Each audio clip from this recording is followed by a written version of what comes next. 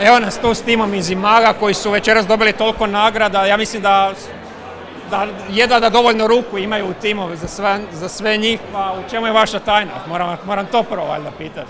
Pa tajna je tome da smo ovako bliski otprilike kako i stojimo zajedno, tako da sve prolazimo zajedno, osmišljavamo zajedno, proizvodimo zajedno i mislim da je u tome naša tajna. Neke od nagrada koje ste dobili za Trg hrvatskih velikanki, za Studenu, hvala.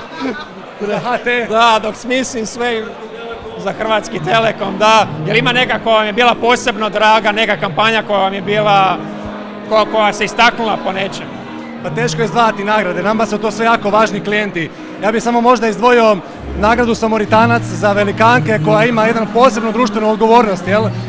Da napravimo nešto korisno za naše društvo, tako da to je ipak nešto što moramo podcrtati. Da. To niste radili samo u Zagrebu, to ste radili u BiH, da, i u svoju kampanju ste zapravo uključili i djevojke koje bi mogle bi jednom dobiti svoj trg, možda neka buduća hrvatska velikanka.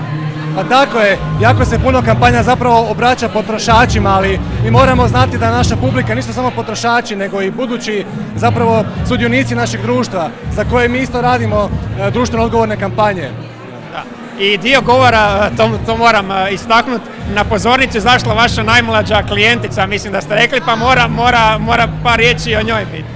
Pa dapače, Pava je naša velika zvijezda, mislim da je zapravo jako važno skupljati uvide, insajte od svih članova ekipe. Mislim da apsolutno svako ima pravo dati svoj kreativni doprinos, pa zašto to ne bi bila i naša najmlađa članica tima. A tko je ona?